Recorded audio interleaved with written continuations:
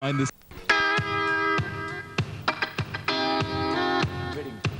Welcome back racing yesterday with the Eclipse Stakes, but particularly today we're going to talk about the Japan Cup because Keith Hillier is flying to Tokyo, courtesy of Qantas. What, in a couple of hours' time, Keith? Yes, a couple of hours' time. Looking forward to that too, Bruce. We have a wonderful representation from Oceania this year with our Melbourne Cup winner, Jeune, plus Reading and Rough Habit, Bruce. Oh, bless his heart. He's a really good horse, isn't he? He's a champ. Look, let's start yesterday with a horse that looked like he might be a potential champion as a three-year-old with Innocent King. He won the Rosehill Guineas and the AJC Derby, got badly injured and really has had a struggle to get back. Brilliant ride, I thought, by Simon Marshall. Sports Speed had no luck at all. It's second last at the moment with the blinkers. Just watch the check. It gets here. Bang, wallop, back to last, lost all momentum. OK, now, having taken your eyes off that, watch the cerise colours too. That's Idea. He gets squeezed up rounding the home turn here. But as you mentioned, Bruce, the last big race of the Carnival, the Eclipse Stakes, and it belonged to Innocent King, and justly so. He has fought back from a career-threatening injury. It was his first win since the AJC Derby, and what a ride, what a rails ride from Simon Marshall. Brilliant, wasn't he? Had to make a decision on the turn. He was injured getting out of bed during the week, Simon Marshall, so he's made a fantastic recovery. But he is a class horse. Kerry Jordan, who had very little luck in Melbourne maiden until a week ago, until he won the Sandown Guineas. With Barishnikov, and suddenly he's won with Barishnikov and Innocent King. Let's hope this horse stays sound, because he's probably still a weight-for-age horse, isn't he? Yes, and they are the intentions that he will be spelt now, set for the BMW and possibly the Sydney Cup.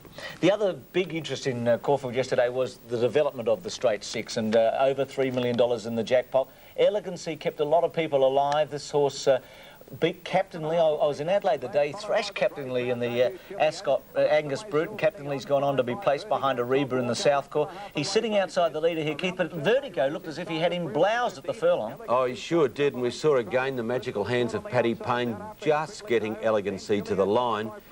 He's a pretty smart galloper, Paddy Payne, and he was well ridden too, but Vertigo, as you said, looks certain to swamp him. Here's Vertigo making his charge now, looks a certain winner. Elegancy fights back, narrowest of margins, 3s into 5-2, a popular win. Yeah, Simon O'Donnell, part owner there, great racing man, former Australian cricketer, and I bet you he got a big kick out of that.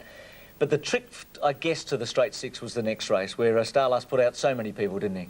Yes, he sure did. In fact, only $17 of $3.5 million survived after Starlust at odds of 25 to 1, 40 to 1 on the Super Tab, won this race. Craig Dinn was told not to use the whip on Starlust, and he didn't. He must have been tempted. He swapped the whip from one hand to the other, but still didn't strike the horse. Starlust is owned by a syndicate who owned the Blazing Stump Hotel at Wodonga. It would have been blazing last night. Oh, look, speaking from all the punters who got blown out of the Straight Six, I wish they'd taken it to the other side, the Black Stump yesterday, and not to Caulfield.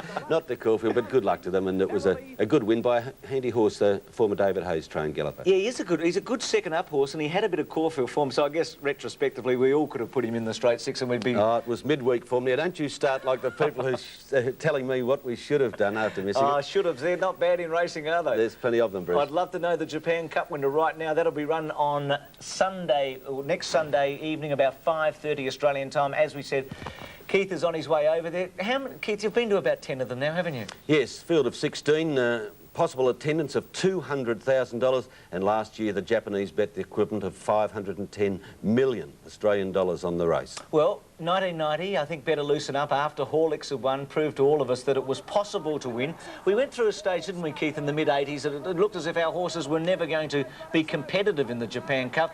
This day, Better Loosen Up, at the height of his power, was able to beat two very good horses, including Ode. It was a great finish, and I think in many ways he gave us renewed hope about this race. I'm sure he did, and we saw Better Loosen Up win so narrowly there, and as you mentioned, at the height of his power.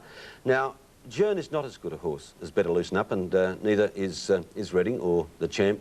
Rough Habit. Rough Habit. So we're going to need the luck on our side, but this year there's not a top Japanese horse. Their two best have gone amiss, and they won't be in the field, but there is a strong American and a couple of European horses that are strong as well. Well, let's talk about Jeune, because he was the one that got the reprieve. He was the 11th hour decision, was basically lost his chance after his poor run in the Cox Plate.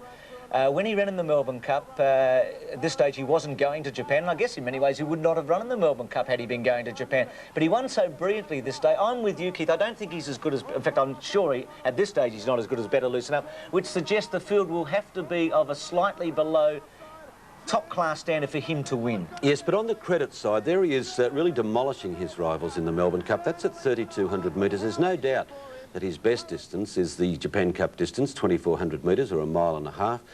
And he's fresh, Bruce. He's not a tired horse. He's going to be very competitive. What about the Cox Plate horses, Reading and Rough Habit? The decision was made after the Cox Plate as to who would represent Australasia in the race, and Jern is out the back, and we see Rough Habit, this wonderful run where he gets a split. Reading made the turn badly behind Solvit. Solvit, not a 1.5 mile horse, therefore never in contention. What about these two horses? Well, Rough Habit has been there before. He, 2 years ago, flashed home after a luckless run and finished 5th. He's always suspect in my mind at the trip. He hasn't won at 1.5 miles since he was a 3-year-old. And Reading doesn't seem to finish off a race. He's always competitive. He's only missed a place once this campaign, but he just doesn't finish off a race. Breeders' Cup could be a guide. That multi-million-dollar event that we saw a couple of weeks ago. Now, Paradise Creek is the top American. He's just taken the lead here. This was his first run at 1.5 miles. You see they've gone through the 2,000 in 2 minutes. Now, Paradise Creek is beaten by Takanen and Hatoof in this race. He wobbles into 3rd place at the end. Going into this, Keith, he'd won 8 out of 9 in his current preparation, and he was seen to be the top American horse. Oh, he sure was, and yes, 8 out of 9 this season. And the only defeat was by Lure, the American Horse of the Year. He's a very good horse, Bruce. Well, just, I guess, a distance query. When we look at the lineup for the Japan Cup, we see that the Americans do dominate with a half a dozen of them there. Well, Fraser's won 10 out of 33. Yutako Take will ride him. He holds a record at 1.5 miles at Saratoga and Gulfstream. Let's have a look at a couple of the others. Rain Trap, I don't know about Rain Trap, 13th to 14th in the Breeders' Cup. Joanne Quartz isn't as good. We spoke about Paradise Creek. Grand Flotilla, second to Sandpit in the Oak Tree, so Sandpit should have him covered. But the interesting ones from France, Apple Tree and Hernando. Now, Apple Tree was 4th in the King George V, 3rd in the Arc after winning twice at Group 1 level, and Hernando, Cash Asmussen to ride, 2nd in the Arc, 6th in the Breeders' Cup, and was beaten by Commander-in-Chief in the English Derby. Different sort of fielders, and no British horses involved. Very small representation from Europe. Just thinking about the price the 3 Australasian horses might be, what odds do you think Jern will be in Tokyo? I think in Tokyo about 8 to 1 to 10 to 1 on the Super Tab here, and in New South Wales probably favourite. Just about favourite. Reading and Rough Habits odds? 20 to 25 to 1. Yeah, both in Japan and probably a little shorter here. Yes.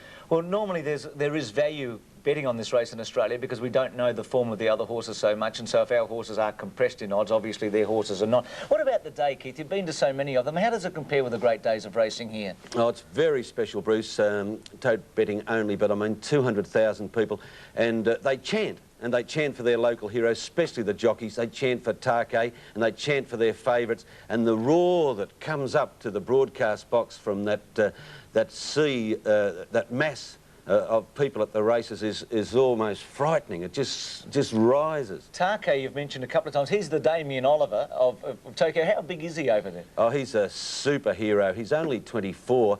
In fact, they love him so much that when he rode a bad race last year, he just left the country for a week. That was his form of apologising. And what a race it was last year with Kent Desimero mistaking the furlong post for the winning post and costing Kodashan a win in the Japan Cup. Yeah, amazing. Well, Keith, you'll be there, as I said, going with Qantas this afternoon, who are sponsors of Sportsworld. We'll have a report from you on 7 Nightly News and also a big report on Sportsworld next week. Oh, I'm looking forward to that, President. Tip us the winner next Sunday, Keith. I sure will try. Bon voyage. A break, World Cup hockey after this.